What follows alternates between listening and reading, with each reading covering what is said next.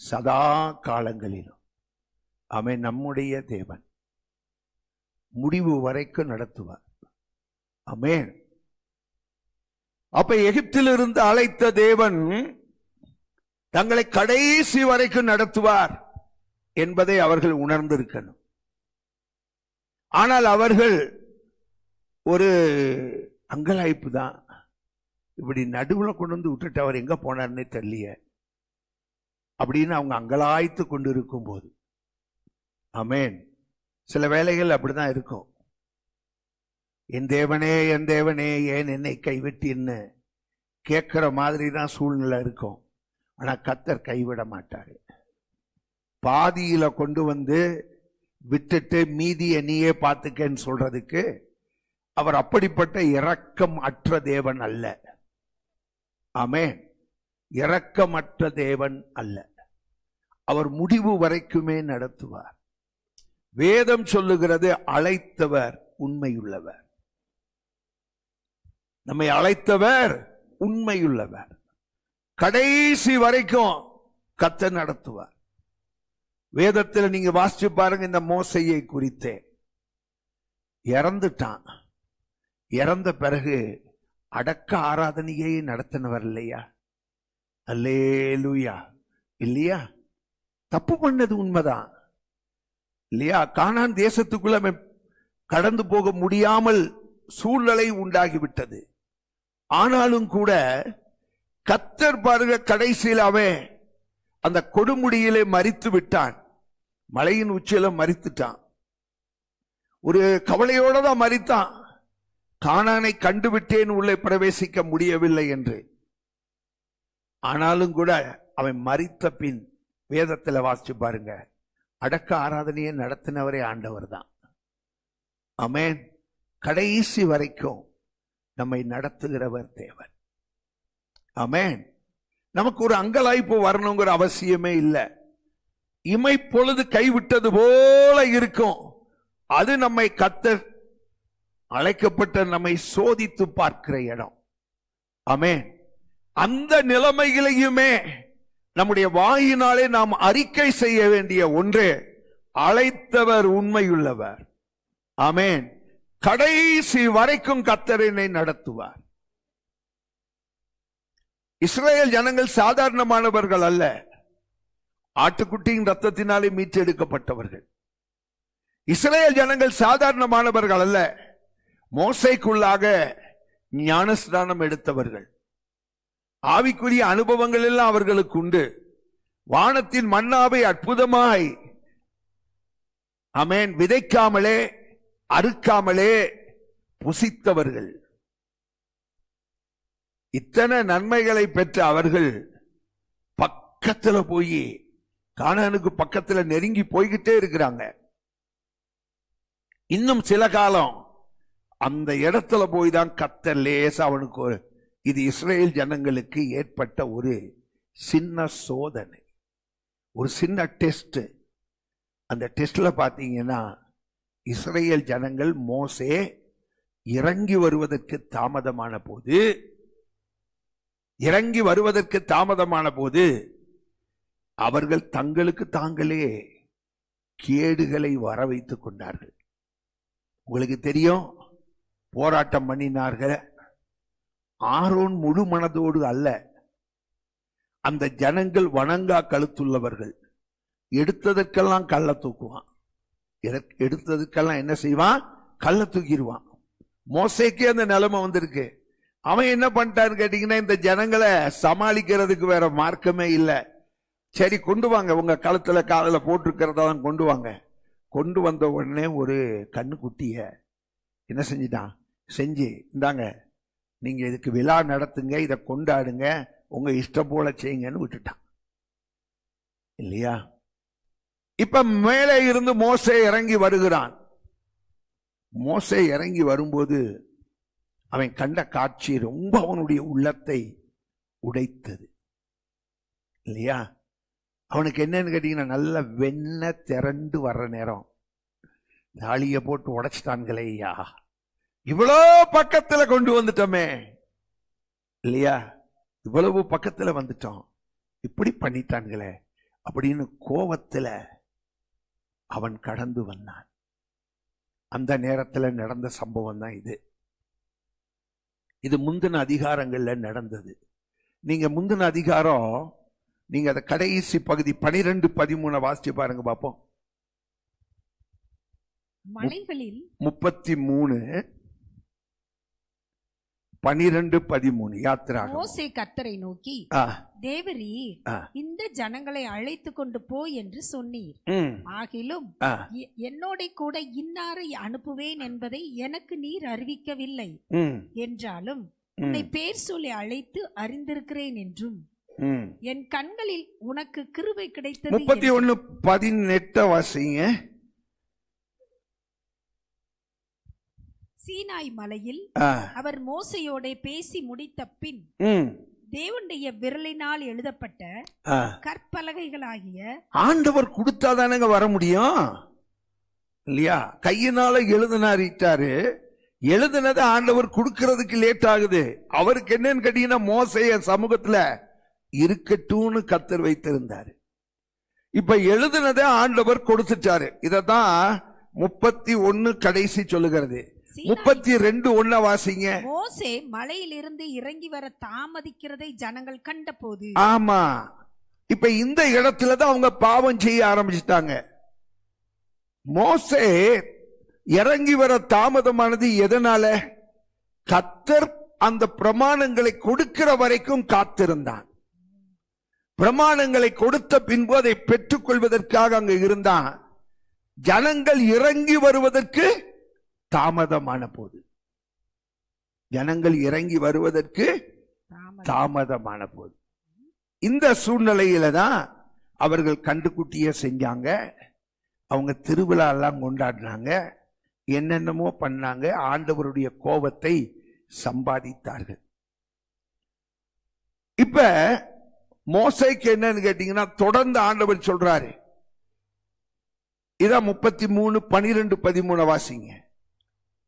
ஒருவன் 33:12-13 மோசே கர்த்தரை நோக்கி, தேவரீர் இந்த ஜனங்களை அழைத்து கொண்டு போய் என்று சொன்னீர். ஆகிலும் என்னோட கூட இன்னாரை அனுப்புவேன் என்பதை எனக்கு நீர் அறிவிக்கவில்லை. என்றாலும் உன்னை பேர் சொல்லி அழைத்து அறிந்திருக்கிறேன் என்றும் என் கண்களில் உனக்கு கிருபை கிடைத்தது என்றும் தேவரீர் சொன்னது உண்டே. உம்முடைய கண்களில் இப்பொழுது எனக்கு கிருபை கிடைத்ததானால் நான் உம்மை அறிவதற்கும் உம்முடைய கண்களில் எனக்கு கிருபை கிடைப்பதற்கும் உம்முடைய வழியை எனக்கு அறிவியும். இந்த ஜாதி உம்முடைய ஜனம் என்று நினைத்தருளும் என்றார். சரி, அழைத்து கொண்டு போன்னு சொல்லிட்டீரு, அழைத்து கொண்டு போ என்று சொல்லிவிட்டீர். ஆனா எங்க கூட யார் வருவான்னு நீ சொல்லல இல்லையா? எங்களோடு கூட யார் வருவா என்று நீ சொல்லல. அப்பதான் ஆண்டவர் சொல்றாரு, இவன் சொல்லிட்டான் நீர் எங்க கூட வரலன்னா, யார் வருவாது என்று சொல்லவில்லைனா இப்ப சொல்லுகிறான், நீர் எங்க கூட வரணும். நீர் வரலன்னா இந்த இடத்தை விட்டு போக மாட்டோம். ஆமென். எங்களுக்கு கானான் முக்கியம் அல்ல, எங்களை அழைத்தவர் தான் எங்களுக்கு முக்கியம். ஆமென். எங்களுக்கு கானான் முக்கியம் அல்ல. கானான் கிடைச்சா அது எங்களுக்கு ஒரு போனஸ் மாதிரி தான். போனஸ் மாசம் மாசம் கிடைக்குமா? அது எப்பயாவது கிடைக்கும், அது எப்பயாவது கிடைக்கும். கானான் கிடைச்சா போனஸ் மாதிரி. ஆனா நீர் எங்களோடு வர்றதுதான் எங்களுக்கு ஆசீர்வாதம் இல்லையா? எங்களுக்கு கானான் முக்கியம் அல்ல, உம்முடைய பிரசன்னம் தான் முக்கியம். ஆமென். உம்முடைய பிரசன்னம் தான் முக்கியம். ஆண்டவர் அப்பொழுதுதான் சொன்னார், மோசே அழைச்ச நான் உன்னை இடையில விட மாட்டேன், என் சமூகம் உனக்கு முன்பாக போகும். ஆமென். கானான்ல இருந்து நான் உன்னை வெளியே கொண்டு வந்தேன் இல்ல, அப்பொழுது நான் எப்படி கொண்டு வந்தேன்? மன்னிக்கவும். எகிப்திலிருந்து நான் உன்னை வெளியே கொண்டு வந்தேன் இல்ல, நான் உன்னை எப்படி கொண்டு வந்தேன்? என் சமூகத்துல தானே உன்னை கொண்டு வந்தேன். கர்த்தர் எப்படி கொண்டு வந்தாருன்னு பார்க்கணும். கர்த்தர் எப்படி கொண்டு வந்தாருன்னு பார்க்கணும். அவர்களுக்கு முன்னே கடந்து வந்தார், சூழ்நிலைகள் வந்தது. எகிப்தியர்கள் நெருங்கி வந்தபோது யாத்திராகமம் 14வது அதிகாரம் 19வது வசனத்தை நீங்க வாசிச்சு பார்த்தீங்கன்னா, அப்பொழுது இஸ்ரவேலின் சேனைக்கு முன்னாக நடந்த அப்ப இதுவரைக்கும் தேவன் அவர்களுக்கு முன்பாக நடந்தார், நடந்து வந்து கொண்டே இருந்தார். நடந்த தேவ தூதனானவர் விலகி அவர்களுக்கு பின்னாக நடந்தார். ஏன்? எகிப்தியர்கள் நெருங்கி வருகிறார்கள், ஆபத்து நெருங்கி வருது. ஆமென். அந்த நேரத்தில் கர்த்தருடைய தூதனானவர் எகிப்தியர்களுக்கு முன்பாக ஒரு இருளை உண்டு பண்ண, தம்முடைய பிள்ளைகளை அவர்கள் காணக்கூடாதபடிக்கு, எந்த ஒரு பாதகத்தையும் தன் பிள்ளைகளுக்கு செய்யக்கூடாதுன்னு சொல்லி முன்னே போய் கொண்டிருந்த தேவ பிரசன்னம் இஸ்ரவேல் ஜனங்களுக்கு பின்னே கடந்தது, பின்னே வந்தது. ஆமென். சொல்றது புரியுதா? அப்ப பின்னே வந்தது. அப்ப தேவனுடைய பிரசன்னம் இதுவரைக்கும் இஸ்ரவேல் ஜனங்களை எப்படி நடத்தியது, எவ்வளவு அருமையாக நடத்தியது, இதுவரைக்கும் தானா? இனியும் நடத்துவார். ஆமென். இதுவரைக்கும் தானா?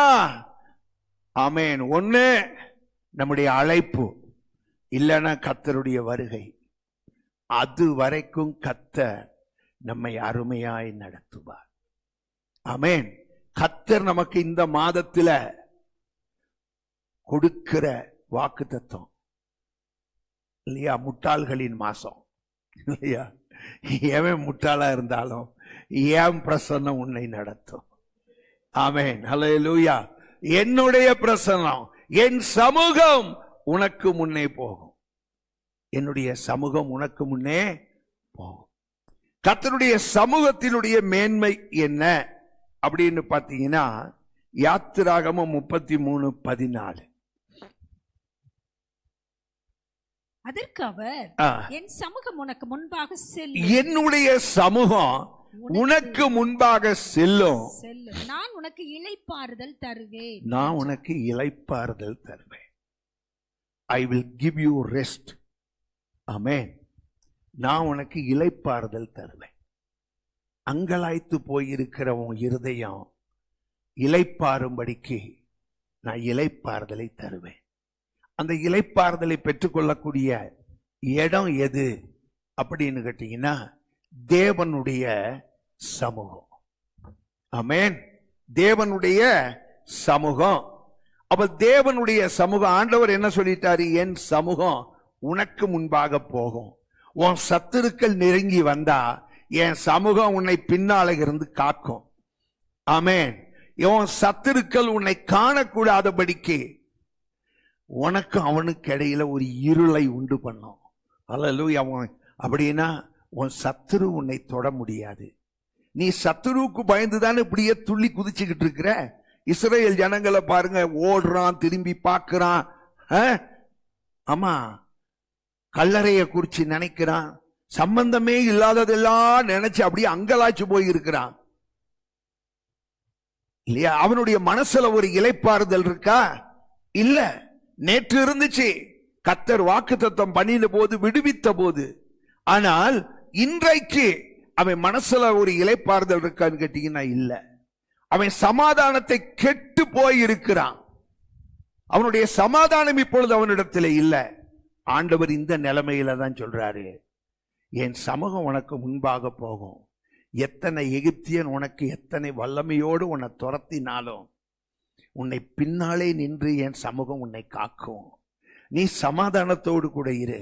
நீ எப்படி இரு? இங்க வேதம் என்ன சொல்லுகிறது? என் சமூகம் உனக்கு முன்பாக செல்லும், நான் உனக்கு இளைப்பாறுதலை தருவேன்.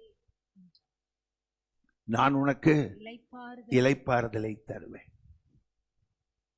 இல்லையா? நீங்க மார்க் எழுதின சுவிசேஷம் 6வது அதிகாரம் 31வது வசனத்தை வாசிங்களேன்.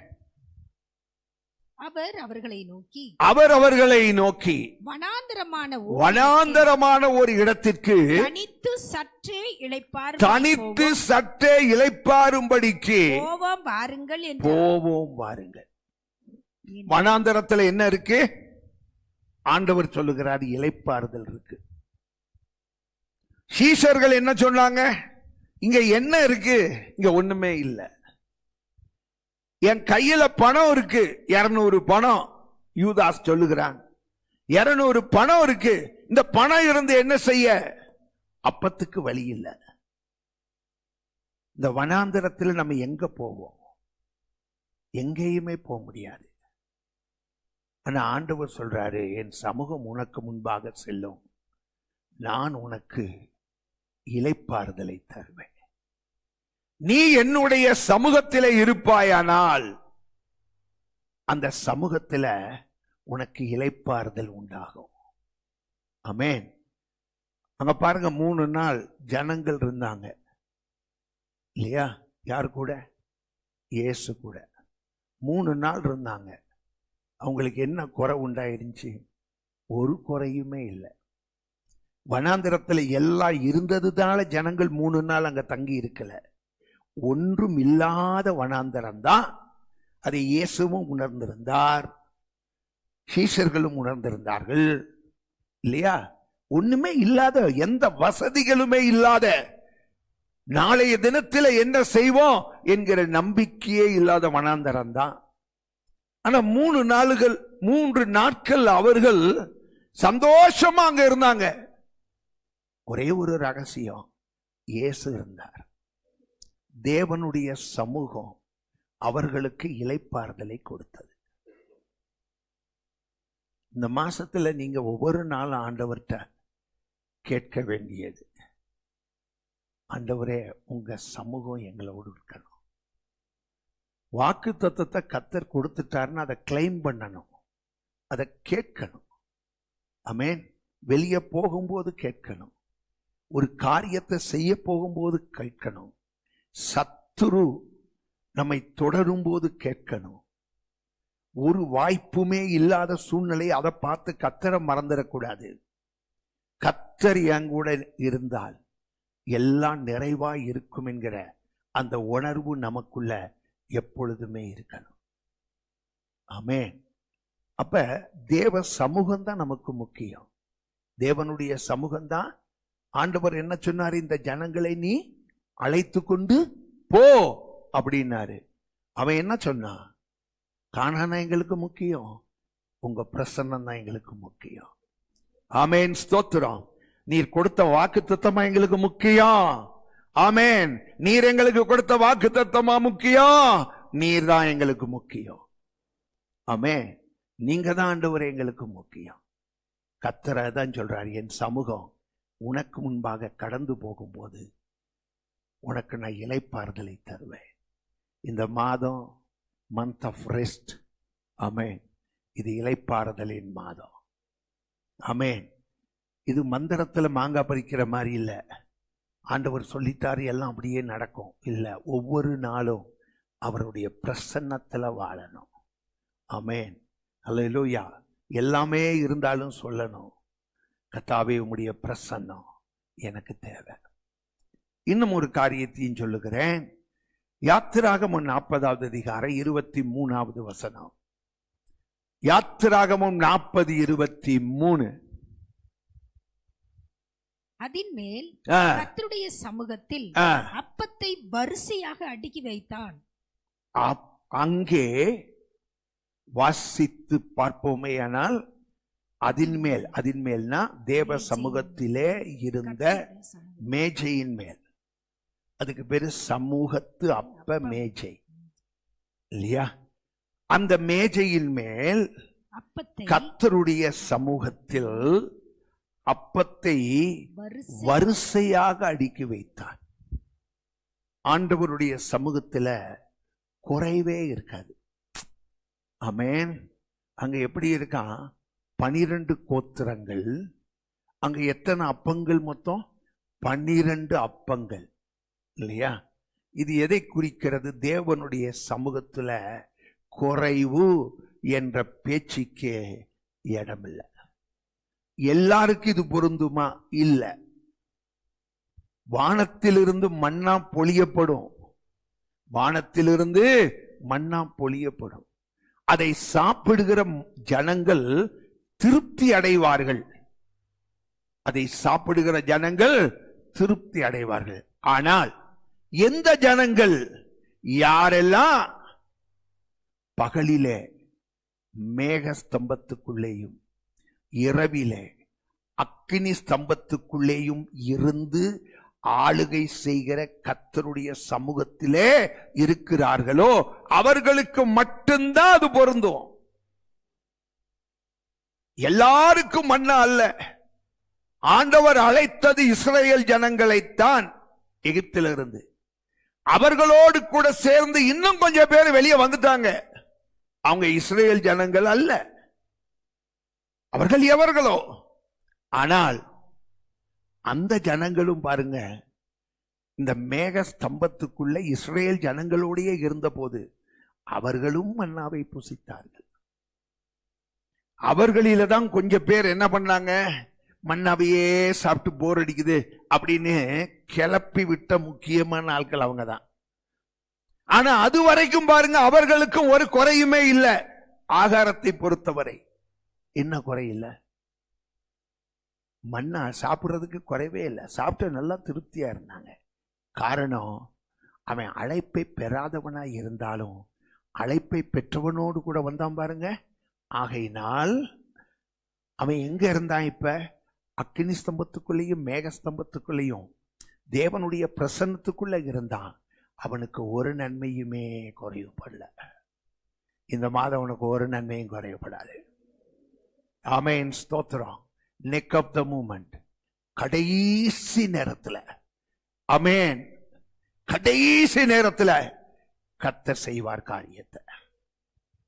ஆமென். கடைசி நேரம் போக ஒரு அந்த சூழ்நிலையில உடனே என் தேவனே என் தேவனே ஏன் என்னை கைவிட்டுன்னு கேட்டப்படாது. அற்புதத்தை மட்டும் எதிர்பார்த்து கொண்டிருங்க.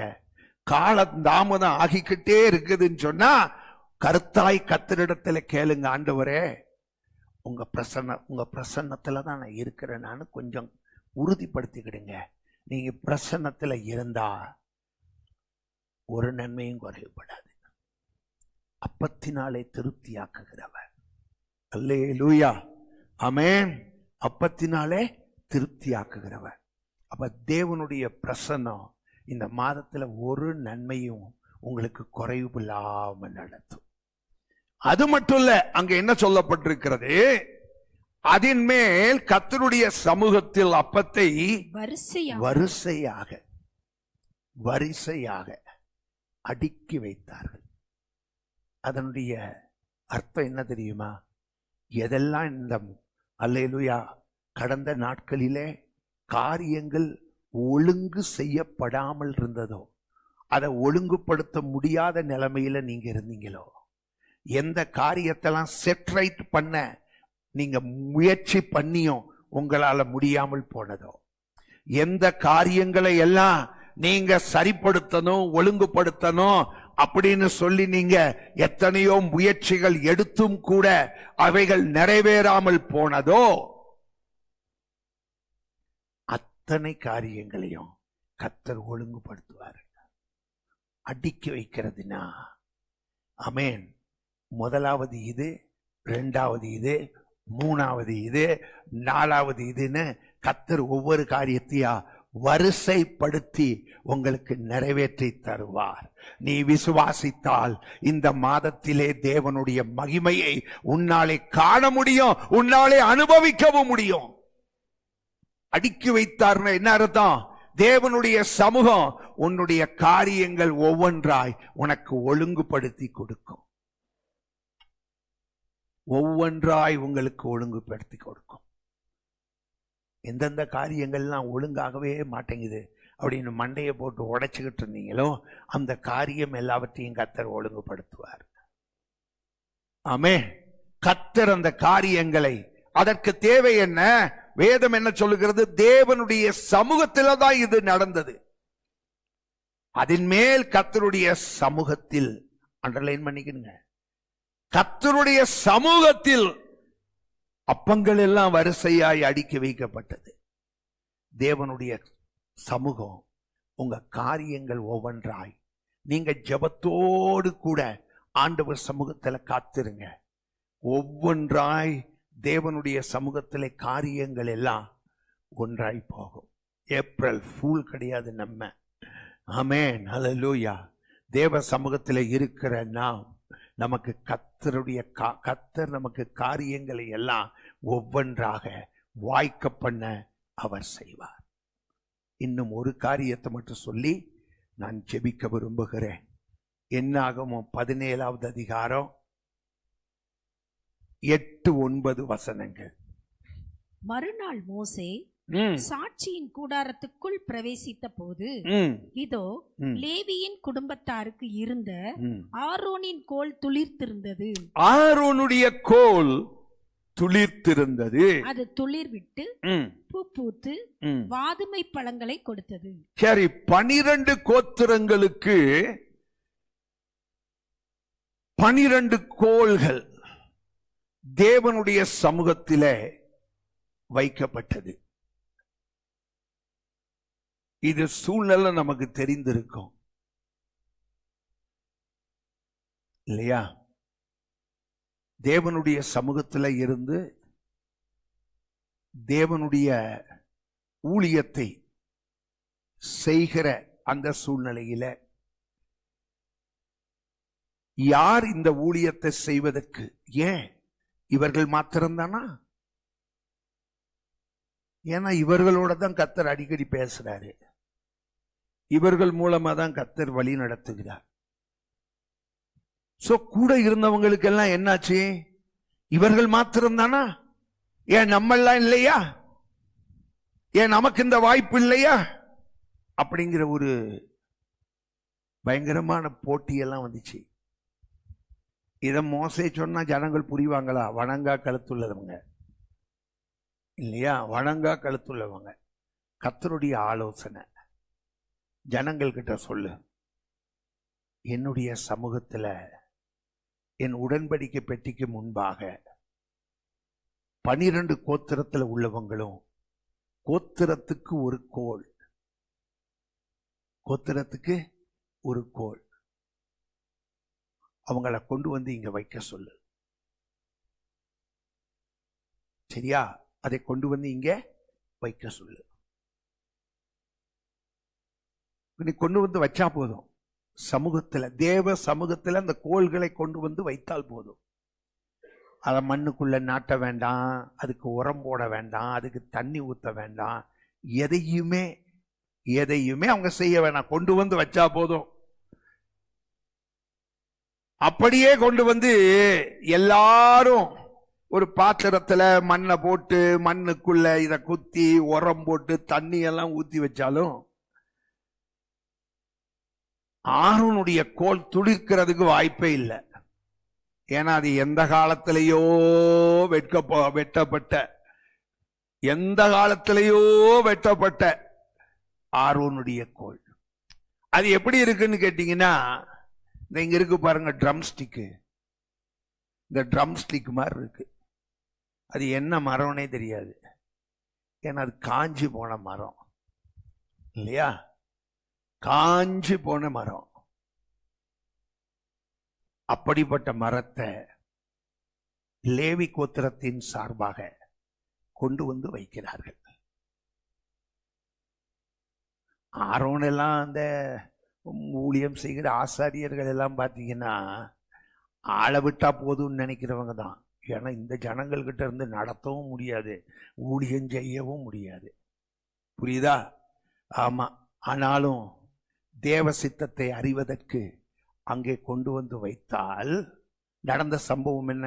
தேவனுடைய சமூகத்திலே கொண்டு வந்து வைத்தார்கள் 12 கோத்திரமும். மறுநாள், மறு மாதம் அல்ல, மறுநாள், வெரி நெக்ஸ்ட் டே, அடுத்த நாள் மோசே சாட்சியின் கூடாரத்துக்குள், அதாவது தேவ பிரசன்னத்துக்குள் பிரவேசித்த போது தேவ சமூகத்திலே லேவியின் குடும்பத்தாருக்கு இருந்த ஆரோனின் கோல் ஆமென். துளிர்த்திருந்தது. ஆரோனின் கோல் துளிர்த்திருந்தது. இன்னைக்கு எல்லாரும் கேட்கிறாங்க, கறந்த பால் மடியேறுமா? எப்படிங்க கறந்த பால் மடியேறுமா? கருவாடு மீன் ஆகுமா? இப்படிலாம் கேட்கிறாங்க. என் ஆண்டவர் சமூகத்துல கருவாட்டை கொண்டு வந்து கூட வச்சு பாரு, அதை கூட மீனாக்க ஒரு வல்லவராயிருக்கிறார். ஆமென் இல்லையா? மரியாளும் மார்த்தாலும் என்ன சொன்னாங்க?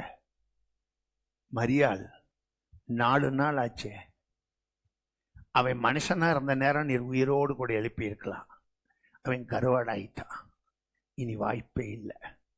ஆண்டவர் சொன்னார், அதை பத்தி நீ எதுக்கு கவலைப்படுற? என் பிரசன்னத்துல என்ன நடக்குதுன்னு பாரு. ஆமென். என் பிரசன்னத்துல என்ன நடக்குதுன்னு பாரு.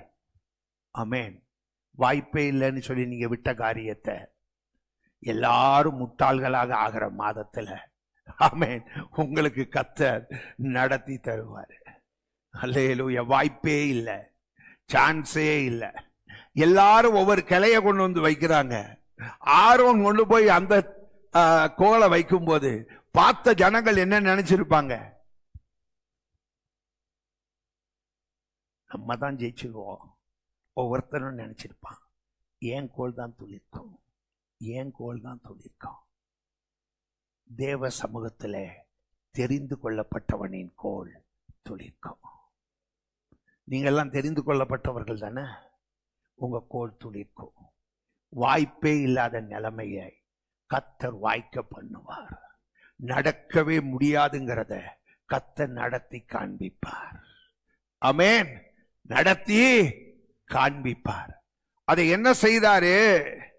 ஆண்டவர் லாசருவை உயிரோடு கூட எழுப்பி அவன் கட்டுகளை எல்லாம் அறுத்து எடுத்து ஆண்டவர் என்ன பண்ணினாரா? அவனை அவனுடைய குடும்பத்தார் கையில ஒப்படைச்சாரு. ஆமென். கர்த்தர் அதையே செய்வார். கர்த்தர் அதையே செய்வார். ஆண்டவர் சொல்லிட்டாரு, என் சமூகம், என் சமூகம், என்னுடைய சமூகம் உனக்கு முன்னே கடந்து போகும். நீங்க சொல்ல வேண்டியது என்ன தெரியுமா? ஆண்டவரே, உங்க சமூகம் இல்லைன்னா நாங்க இந்த காரியத்தை செய்ய மாட்டோம். உங்க சமூகம் இல்லைன்னா நாங்க இங்க இருந்து போக மாட்டோம். ஆமென். உங்க சமூகம் இல்லைன்னா நாங்க அடுத்த ஸ்டெப் எடுக்க மாட்டோம். எங்களுக்கு காரியம் முக்கியம் இல்ல, கர்த்தாவே உங்க பிரசன்னம் தான் முக்கியம். எல்லாரும் ஜெபம் பண்ணுவோம். ஹல்லேலூயா. கர்த்தர் உங்களுக்கு கொடுத்திருக்கிற அற்புதமான வாக்குத்தத்தம், என் சமூகம் உனக்கு போதும். ஆண்டவர் பாருங்க, எல்லா இடத்துலையுமே தன்னுடையதை தான் நமக்கு கொடுக்கிறாரு. நம்ம நல்லா இருக்கணுங்கிறதுக்காக தன்னுடையதை கர்த்தர் நமக்கு தருகிறார். எதையெல்லாம் தர்றாரு இல்லையா? பவுல் கேட்கிறான் ஆண்டவர்கிட்ட, ஆண்டவரே, என்னால தாங்கிக்கவே முடியல, ரொம்ப என்ன வேதனைப்படுத்த ஆண்டவரே, என்ன வேதனைப்படுத்துது. 2 கொரிந்தியர் 12வது அதிகாரத்துல ஆண்டவர் சொன்னாரு, என் கிருபை உனக்கு போதும், என் கிருபையை நான் உனக்கு தருகிறேன். ஆண்டவரே, நான் ரொம்ப பலவீனமா இருக்கிறேன். ஆண்டவர் சொன்னாரு, என் பலன் உனக்கு பூரணமாயிருக்கும். எல்லாம் தன்னுடையதை தான் கர்த்தர் நமக்கு கொடுக்கிறார். ஆமென். ஸ்தோத்திரம். என்னுடைய கிருபை, என்னுடைய பலன். இப்பொழுது ஆண்டவர் இஸ்ரவேல் ஜனங்களை பார்த்து சொல்லுகிறார், என் சமூகம், மை பிரசன்ஸ், என்னுடைய சமூகம். அவர் யாருங்க? தன்னுடைய உயிரையே நமக்காக கொடுத்தவர். அவர்தான் இந்த காலை வேளையிலே உங்களுக்கு எனக்கு வாக்குத்தத்தத்தை கொடுக்கிறார். என் உயிர் உனக்கு அப்படிங்கிற நேரம், என் பலன் உனக்கு, என் கிருபை உனக்கு. இந்த காலை வேளையில் இந்த மாதத்திலே சொல்லுகிறார், என் சமூகம் உனக்கு, என் சமூகம் உனக்கு. ஆமென். என்னுடைய சமூகம், அது மை பிரசன்ஸ், அது உனக்காகத்தான். ஆமென். நீங்க கர்த்தரை பார்த்து சொல்லுங்க, ஆண்டவரே, வாக்குத்தத்தம் கொடுத்திருக்கிறீங்க, ஒரு நாள் கூட உங்க சமூகத்தை விட்டு நான் போக மாட்டேன். உங்க சமூகம் இல்லாத ஒரு ஆசீர்வாதம் எனக்கு குப்பை. உங்க சமூகம் இல்லாத ஒரு காணான், அத நான் காணாமலே இருக்கிறது நல்லது. எனக்கு அது தேவையே இல்லை. காணான் முக்கியம் அல்ல, செழிப்பு முக்கியம் அல்ல, உங்க சமூகம் தான் எனக்கு முக்கியம். இந்த மாதம் முழுவதிலும் நான் கையிட்டு செய்கிற காரியங்களில உம்முடைய சமூகம். ஆண்டவரே, நான் எடுக்கிற பிரயாசங்களில உம்முடைய சமூகம், எல்லாவற்றிலும் உம்முடைய சமூகம் விளங்கட்டும். எல்லாவற்றிலும் உம்முடைய சமூகம். கர்த்தர் நமக்கு வாக்குத்தத்தம் கொடுத்திருக்கிறார். வேதம் சொல்லுகிறது, வாக்கு பண்ணினவர் உண்மையுள்ளவர். வாக்கு பண்ணினவர் உண்மையுள்ளவர். தன்னுடைய வாயினால் சொன்னதை தம் கரத்தினால் நமக்கு நிறைவேற்றி தருகிறவர். அல்லேலூயா. தன்னுடைய வாயினால் சொன்னதை அல்லேலூயா தம்முடைய கரத்தினாலே நிறைவேற்றி தருகிறவர். ஹல்லேலூயா, ஹல்லேலூயா, ஹல்லேலூயா. நம்ம எல்லாரும் கர்த்தரை ஸ்தோத்தரிப்போம். எல்லாரும் கர்த்தர் நமக்கு கொடுத்த வாக்குத்தத்தம், அதை கர்த்தர் இந்த மாதத்திலே அவர் நிறைவேற்றி தருவார். அவர் எனக்கு முன்னே போய், ஆண்டவர் சொல்லுகிறார், என் சமூகம் உனக்கு முன்னாக போகும் என்று. அவருடைய சமூகம் எனக்கு முன்பாக கடந்து போகுமே, ஆனால் தேவன் அதோடு சேர்ந்து சொல்லுகிறார், ஓ நான் உனக்கு முன்னே போய் கோணலானவைகளை எல்லாம் செபையாக்குவேன். கோணலானவைகள் எல்லாவற்றையும் நான் உனக்கு செபையாக்குவேன். ஹல்லேலூயா, ஹல்லேலூயா, ஹல்லேலூயா, ஹல்லேலூயா. ஆமென். உனக்கு வேண்டிய இடத்திலே எல்லாம் உனக்கு முன்னே போவேன். ஹல்லேலூயா. உனக்கு தேவையான இடத்துல உன்னை பின்னாலே இருந்தும் என் சமூகம் உன்னை காக்கும். ஆமென், ஆமென், ஆமென். மகா இரக்கமும் கிருபையும் உள்ள ஆண்டவரே, எங்கள் பரிசுத்த நல்ல தகப்பனே, இந்த அருமையான நேரத்துக்காக நாங்கள் உம்மை ஸ்தோத்திரிக்கிறோம். இப்பொழுதும் கர்த்தாவே, இந்த ஏப்ரல் மாதம் 1ஆம் தேதியில இந்த மாதத்துக்கான வாக்குத்தத்தத்தை ஆண்டவரே எங்களுக்கு தந்திருக்கிறீர். இது கர்த்தர் கொடுத்த வாக்குத்தத்தம். இதை நீர் எங்கள் வாழ்க்கையில நிறைவேற்றுவதற்கு தேவரீர் நீர் போதுமானவராயிருக்கிறீர். அதற்காக உமக்கு ஸ்தோத்திரம், உமக்கு ஸ்தோத்திரம். ஆண்டவரே, நாங்கள் கர்த்தர் எங்களுக்கு கொடுத்த வாக்குத்தத்தம் மாத்திரமல்ல, வாக்குத்தத்தம் நிறைவேறுவதற்கு தேவ பிரசன்னத்தை நாங்கள் அண்டிக்கொள்ள கர்த்தர் எங்களுக்கு உதவி செய்யும். உங்க சமூகம் எங்களுக்கு முன்பாய் இருக்கணும். உங்க சமூகம் எங்களோடு கூட இருக்கணும். ஆண்டவரே, கேட்ட வார்த்தைகளை உரிமையாக்கிக் கொள்ள, உம்முடைய நிபந்தனைகளுக்கு உட்பட்டு வாழ கர்த்தர் உதவி செய்வீராக. எங்களை முற்றிலும் தாழ்த்துகிறோம். ஆசீர்வதியும். கனமகிமை எல்லாவற்றையும் உமக்கே செலுத்துகிறோம். உங்க பிள்ளைகளோடு உம்முடைய சமூகம் ஏசாயா 58:11 படி ஒவ்வொரு நாளும் கூட இருப்பதாக ஆசீர்வதித்து நடத்த ஜெபிக்கிறோம். இயேசுவின் நாமத்தில் பிதாவே. என் ஆத்துமாவே கர்த்தரை ஸ்தோத்திரி, என் முழு உள்ளமே அவருடைய பரிசுத்த நாமத்தை ஸ்தோத்திரி. கர்த்தரை ஸ்தோத்திரி. செய்த சகல உபகாரங்களையும் மறவாது.